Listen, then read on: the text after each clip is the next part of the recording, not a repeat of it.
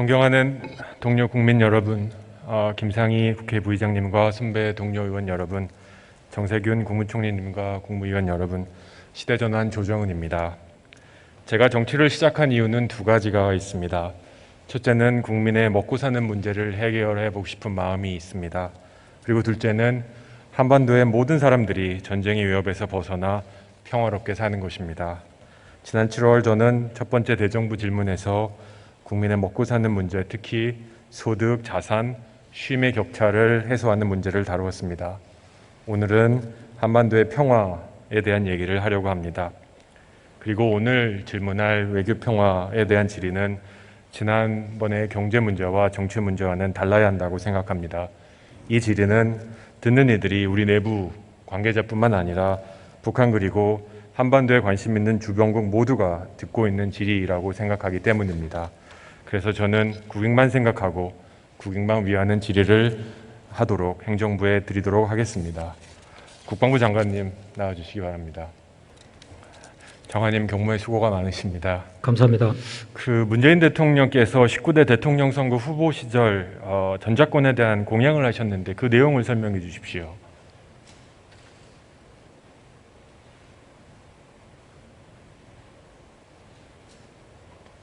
제가 설명드리겠습니다. 보시는 자료를 한번 문재인 대통령께서는 19대 대통령 선거 시절 임기 내 전작권을 환수한다고 하셨습니다. 그리고 이어지는 발언에서 조금씩 밀리는 느낌을 저는 받습니다. 조기 환수, 그리고 언젠가는 추진, 그리고 오늘 장관님께서 조건이 충족할 때라는 말씀을 하셨습니다. 장관님, 전작권 임기 내 전환이라는 문재인 대통령의 공약을 실현할 수 있습니까?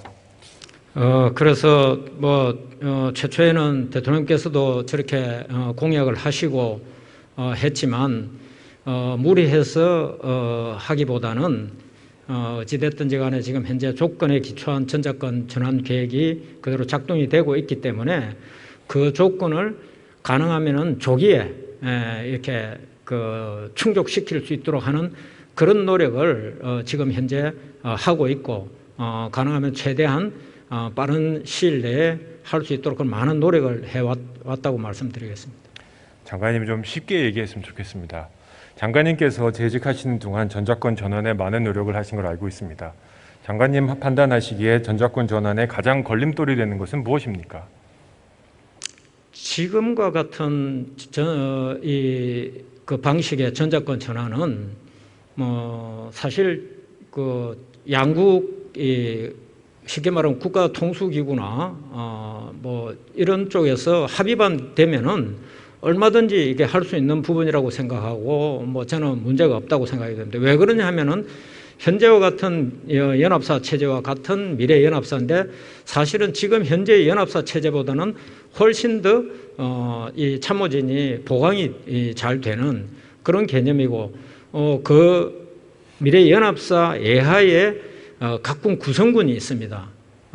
지상 구성군사, 해군 구성군사, 공군 구성군사, 이사 또 다른 하여튼 이런 구성군사들도 지금보다 훨씬 더 보완되는 그런 개념으로 하고 있기 때문에 하등의 어떤 문제될 것이 저는 없다 그렇게 생각됩니다. 그렇다면 이렇게 이해해도 되겠습니까? 양측의 최고 지도자들과 정부가 합의한다면 기술적이고 전술적인 문제는 존재하지 않는다. 예, 근데 다만 이제 그런 부분들을 예를 들어서 대통령께 마치 이렇게 떼 넘기는 것처럼 그건 아니고 지금과 같은 그런 한미 간에 합의된 기본적인 그런 계획이 있기 때문에 가능하면은 무리 없이 그 계획을 잘 이렇게 이행을 해서 조건이 충족되면서 하는 것이 저는 바람직한 길이다 그렇게 보고 조금 전에 의원님께서 이제 질의를 하셨기 때문에 제가 그렇게 말씀을 드린 것이지 당장 그렇게 가자 그런 것은 저는 아닙니다. 예. 네, 저는 지난 20여 년간 국제사회에서 근무하면서 많은 다른 국가 사람들을 만났습니다.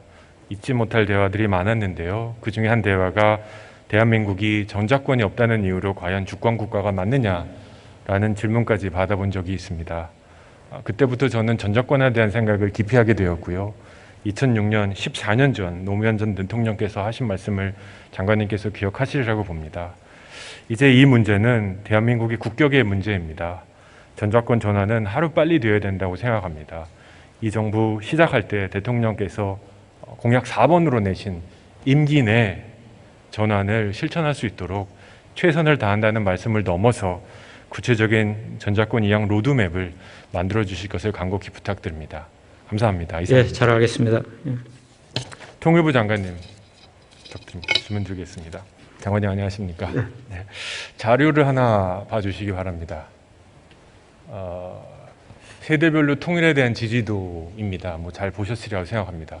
94년부터 26년째 통일에 대한 지지도는 하강 곡선을 그리고 있습니다. 안타까운 현실입니다. 이런 국민들 앞에 통일부 장관님이 쓰셨다고 한다면 이런 국민들에게 통일을 왜 해야 하는지 설명해 주실 수 있으십니까? 우선 통일은 따로 살던 삶에서 조금 크게 말씀해 주시겠습니까?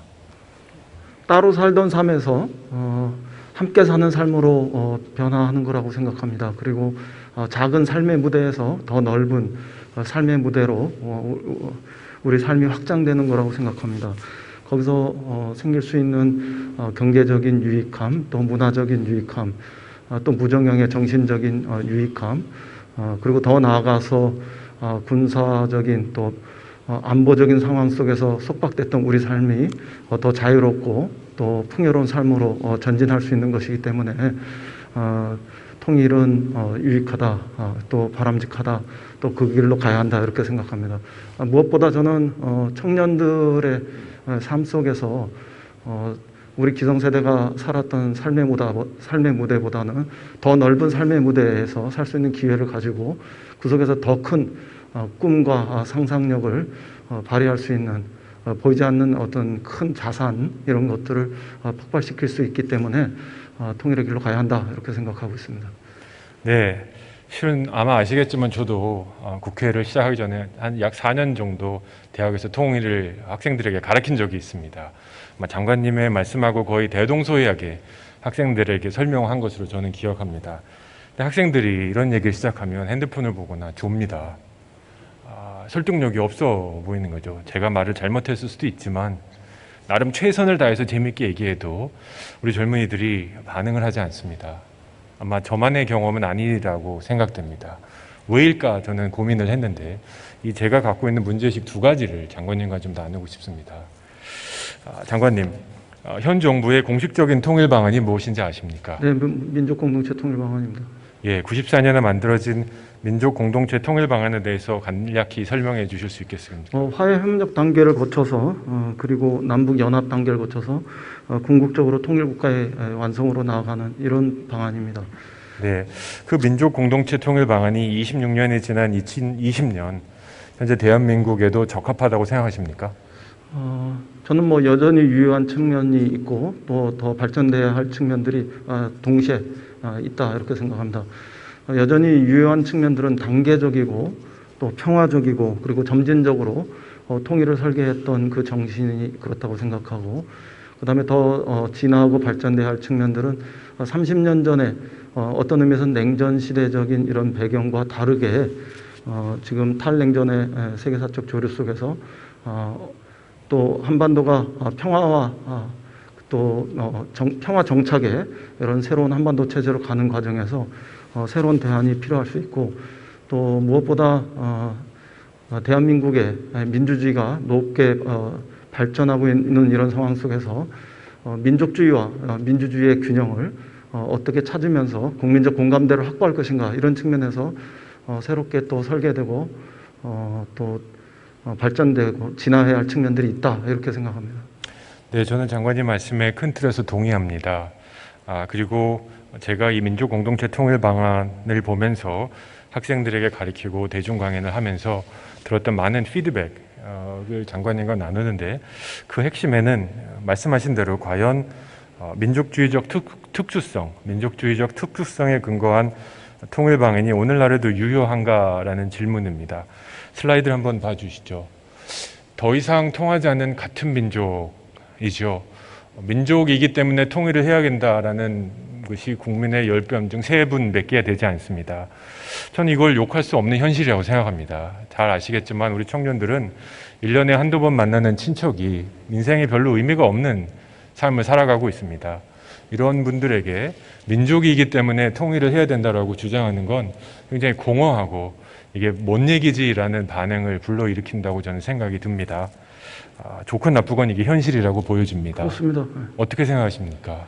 저 역시 옳고 그름의 문제 이전에 국민들의 생각이 변하고 또 특히 젊은 층들의 생각이 달라진 부분들에 대해서 우리가 주목해야 한다고 생각합니다.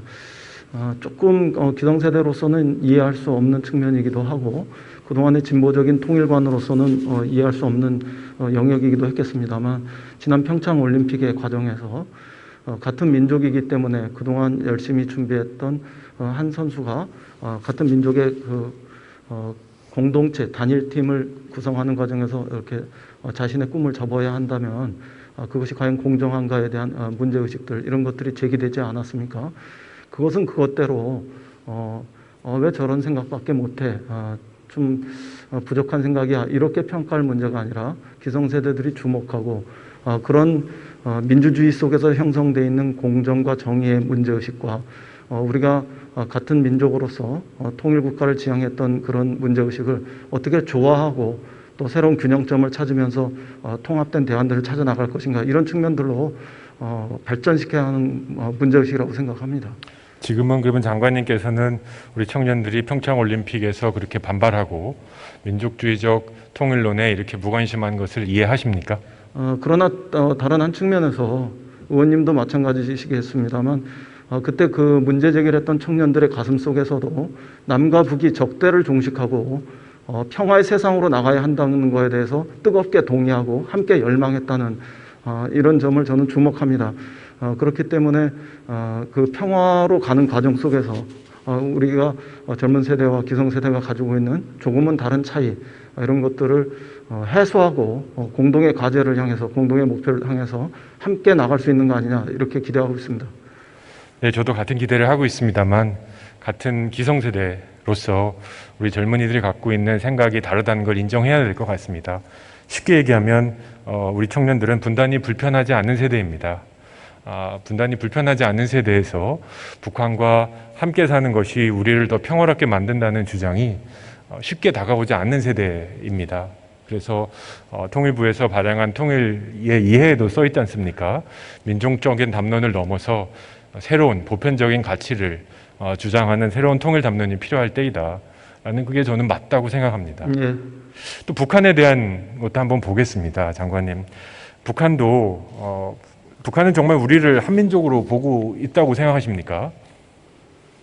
네, 민족으로 보는 것과 또 대결 경쟁하는 상대로 보는 것과 이렇게 같이 있다고 생각합니다.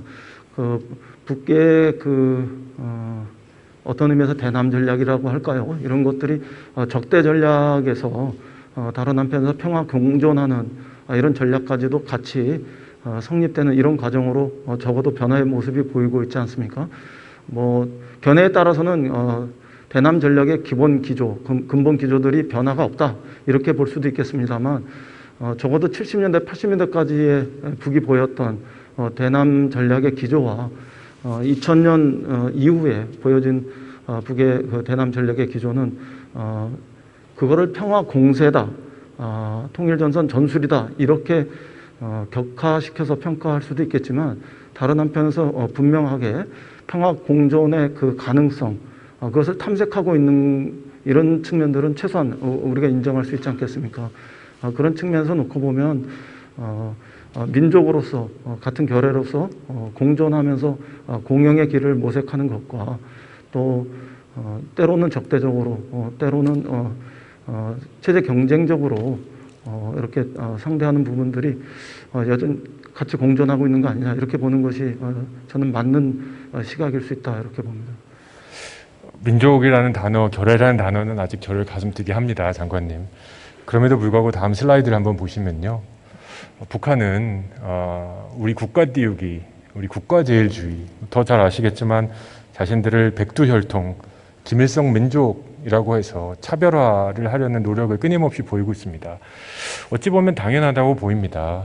80년 이후에 체제 경쟁이 끝나고 대한민국이 북한의 경제 규모를 30배를 압도하는 상황이 있어서 우리와 동질하려는 경향보다 자신들의 독특함을 내세워서 정권과 국가의 안전을 기하려는 그런 보호하려는 마음이 저는 충분히 이해가 됩니다. 그럼에도 불구하고 그렇기 때문에 더욱더 우리가 북한에게 우리는 갖춘 민족이야, 함께 살아야 돼, 뭔가 같이 해보자라는 얘기보다는 정말 국제적인 보편성을 가지고 북한을 접근하는 게 어떨까 하는 생각을 저는 제안드리고 싶습니다. 뭐 그런 접근도 있을 수 있습니다만 여전히 남아 있는 같은 민족으로서 또 한겨레로서의 그 공통의 가치, 문화적 전통, 역사적인 어떤 정통 뭐 이런 부분들을 살려나가면서 통일국가를 지향해 나가는 것도 필요 없는 일이다 이렇게 이야기하는 건 성급한 평가할 수 있다고 봅니다. 네, 동의합니다. 방금 말씀하신 민족주의적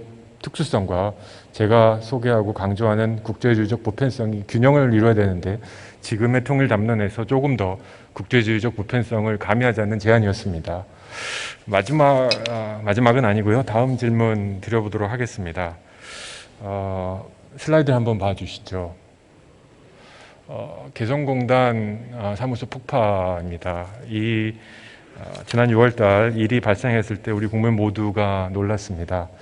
제가 이 아픈 사진을 다시 보여드리는 것은 화를 내자는 뜻이 아니고요. 제가 말씀드린 민족을 강조하는 특수성에서 이제는 국제주의적 보편성으로 전환해야 한다는 사례들을 몇 가지 설명드리고 싶어서 이 사진을 보여드렸습니다. 장관님, 북한이 6월 개성공단 연락사무소를 폭파시켰을 때 우리 정부는 어떤 대응을 했습니까?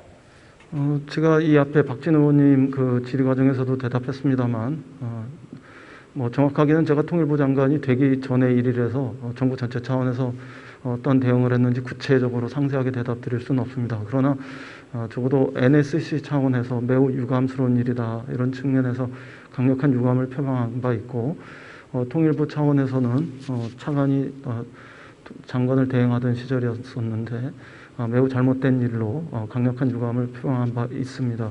그리고 대체로 저 역시 이게 4.27 판문점 선언이나 평양 선언 그리고 이어졌던 어떤 9.19 이런 군사 합의 정신 이런 부분들과는 좀 역행하고 평화를 바라는 대체로 우리 국민들의 대체적인 시각들 이런 것과는 좀 어긋나 있다 이런 평가와 또 그런 평가를 할 수 있겠습니다. 예, 강 장관님이 계셔서 뭐 한 가지 질문 때문에 모시진 않겠습니다만 만약 우리 주변국들이 대한민국 영사관이나 연락사무소를 저런 식으로 폭파하는 것은 상상할 수도 없겠지만 만약 그런 일이 벌어진다면 대한민국이 과연 그냥 성명서 하나만 내고 말까요?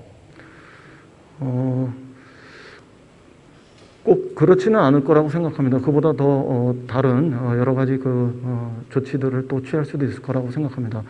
다만 남과 북은 국가와 국가의 그런 그 정상적이고 보편적인 외교 관계와 또 다르게 통일로 가는 과정에서의 어떤 같은 민족으로서 또 통일의 같은 상대로서 통일을 이루어야 하는 같은 상대로서 그런 특수한 관계들이 있기 때문에 그런 측면에서 우리가 좀 바라볼 필요도 있겠다 이렇게 생각합니다. 그런 똑같은 얘기를 아까 제가 말씀드린 우리 청년들한테 설명하면요, 청년들은 동의하지 않습니다. 오히려 국제적인 보편성에 입각해서 유엔 안보리나 유엔 총회에 회부하고 또는 국제사법재판소에 권고적 의견이라도 묻는 등 우리가 우리 국가의 재산과 국민의 생명을 적극적으로 지키겠다는 모습을 보여줄 때 저는 남북에 대한 대화도 신뢰성을 얻는다고 생각하는데 어떻게 생각하십니까?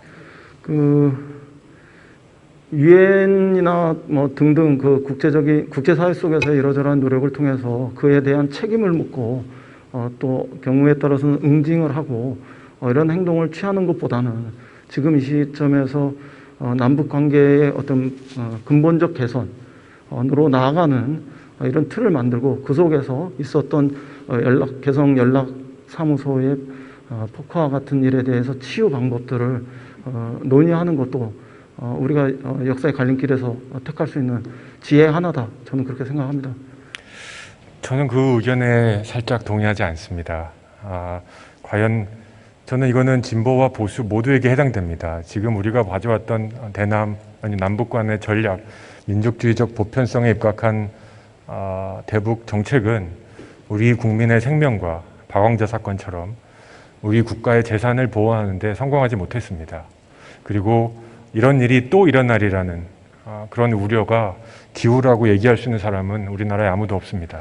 저는 젊은 세대의 생각이 틀렸다 이렇게 단정하고 또 그에 대해서 비난할 생각이 전혀 없습니다. 그러나 저와 같은 세대가 우리 결의의 분단이 가져왔던 수많은 상처들을 치유하고 극복하고 우리 민족의 더 나은 삶을 위해서 평화와 통일로 가는 길을 위해서 인내하고 또 그런 의미에서는 전략적 행보를 하는 이 문제의식들에 대해서 우리 젊은 세대들이 전혀 이해하지 못하고 공감하지 않는다고 그렇게 생각하지도 않습니다. 그렇기 때문에 우리는 젊은 세대와 기성세대 간에 더 많은 대화가 필요하고 그런 과정에서 서로를 이해하고 소통하면서 서로 다른 가치들을 조화하고 공존시킬 수 있는 이런 방향을 모색해야 되지 않겠습니까? 네, 지금 장관님께서 말씀하신 거 전적으로 동의하고요. 통일국민협약이 그런 거의 하나 일환이 아니겠습니까? 그렇습니다. 저는 큰 기대를 갖고 있고요. 이래서 나온 새로운 통일에 대한 담론이 장관님께서 주장하시는 민족적인 특수성과 제가 생각하는 국제적 보편성이 적절히 조화되는 새로운 업데이트된 버전이 나오기를 기대합니다. 이럴 때만이 통일에 대한 국민적 공감대가 이 그래프가 올라가지 않겠습니까? 예. 한 가지 더 질문 드리겠습니다. 이제 개성인데요. 개성 3호선 아니고 개성공단입니다. 향후 북한 핵 문제가 해결되고 국제사회의 동의를 얻어서 남북 교류가 재개된다면 개성공단 같은 곳을 여러 군데 만드실 의향이 있으십니까? 저는 그렇게 돼야 된다고 생각합니다. 우선 평양의 대사관과 같은 의미의 대표부가 설치되었으면 좋겠고, 그다음에 개성, 신의주, 그다음에 저쪽 낮은 선봉 이런 그 몇몇 지역에는 우리의 그 연락소 내지는 무역 대표부 이런 등등의 부분들이 설치돼 나가면서 남북의 관계가 훨씬 긴밀하고 깊숙하게 형성되고 발전되었으면 좋겠다 그렇게 생각하고 있습니다. 한 가지 제안을 드리겠습니다. 저는 이제 국제개발기구에서 개발 협력을 굉장히 많이 담당해 봤습니다. 저는 과거의 개성공단은 옳았다고 좋은 투자였다고 생각하지만 앞으로 남북 교류가 재개된다면 개성공단 같이 갇힌 방식의 협력이 아니라 열린 협력을 했으면 좋겠습니다. 좀 쉽게 말씀드리면 북한에 대한 대한민국의 투자를 마치 우리가 베트남이나 캄보디아에 투자하는 것 같은 방식으로 변경을 했으면 좋겠습니다. 어떤 기업은 북한에서 소위 대박을 낼 수도 있고요. 어떤 기업은 여러 이유로 망할 수도 있다고 생각합니다. 이런 과정에서 손실이 난 기업을 국민이 세금으로 메꾸는 일은 없습니다. 정부는 무엇을 하느냐? 신변 보호를 해야지요. 그리고 우리 국민이 투자한 자산에 대한 국제법적 보호를 상대 국가에 요청하는 일을 감당하는 것이 우리 정부가 일반적으로 여러 해외 국가에 투자하는 외 국민에 대한 정책이라고 저는 믿습니다. 앞으로 남과 북이, 저는 북도 개인적으로 인도 보호적인, 인도 교류적인 협력보다는 아주 그냥 거칠게 얘기해서 선수 나와서 당신들도 사업해서 이익을 얻고 우리도 이익을 얻자라는 제안을 하고 있다고 생각하는데 이런 쪽으로 정책을 한번 만들어 나가실 생각은 없으십니까?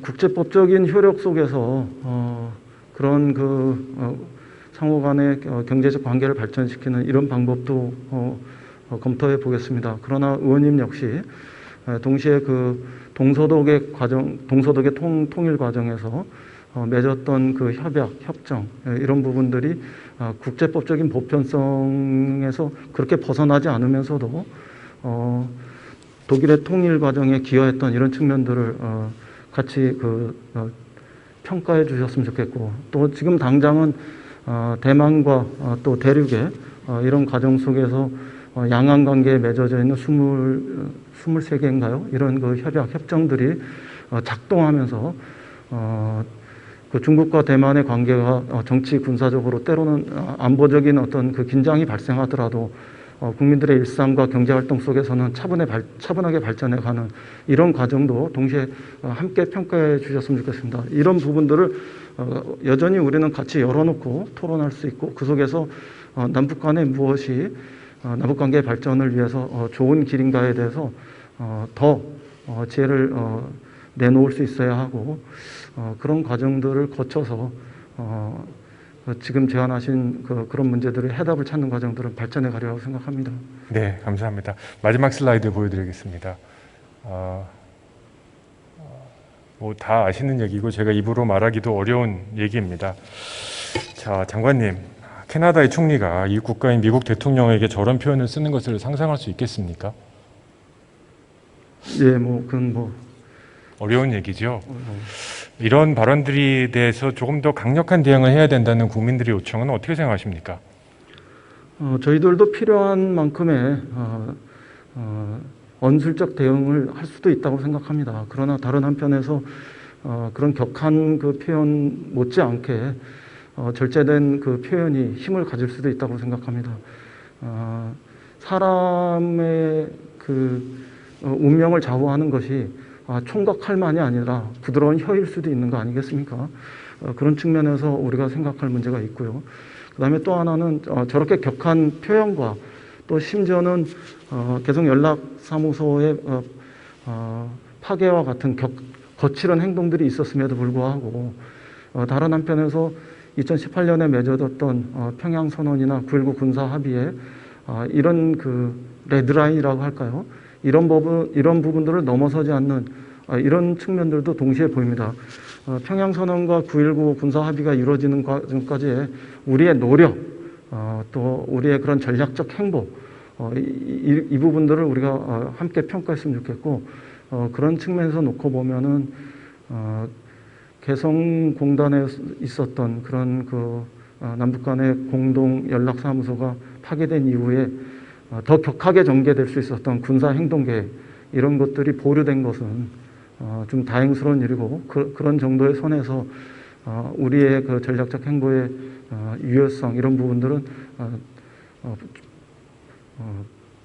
뭐라 그럴까요? 완전하지는 않지만 또 풍족하지는 않지만 다른 한 측면에서 여전히 유효한 방식으로 작동하고 있는 이런 측면도 있습니다. 그래서 격한 언어로, 격한 감정으로 대응하는 것 못지않게 절제되고 이성적인 또 그런 의미에서 전략적 행보로 대응하는 것도 충분히 유의미하다는 측면들 의원님께서도 함께 생각해 주셨으면 좋겠습니다. 네, 시간 관계를 여기서 마치고 장관님께서 말씀하신 우리 통일 담론의 업그레이드 기대하도록 하겠습니다. 감사합니다. 네, 고맙습니다. 저는 실향민의 아들입니다. 외주부님과 어머님이 6.25 피난에 내려오신 분들이십니다. 그 실향민의 손자이자 아들인 저는 누구보다도 통일을 바랍니다. 그러나 저는 해외에서 유학을 하고 국제기구에서 오래 일한 그래서 저는 더욱더 통일을 원하는 사람이기도 합니다. 하지만 이제 민족적 보편주의에 근거한 통일 담론은 그 유효성을 다했다고 감히 말씀드리고 싶습니다. 이제 우리는 다가오는 세대들의 생각을 이해하고 국제에 변화하는 환경을 참고해서 국제적 보편성에 입각한 북한과의 관계를 재정립해야 된다고 생각합니다. 이념적인 이분법 그리고 민족적인 무조건성 이 모두가 우리 국민들의 재산과 생명을 지키지 못했음을 우리가 알고 있습니다. 이제 우리가 모두 힘을 합쳐서 국제적인 보편성을 바탕으로 새로운 통일 담론을 만들어 나가기를 제안드립니다. 경청해 주셔서 감사합니다.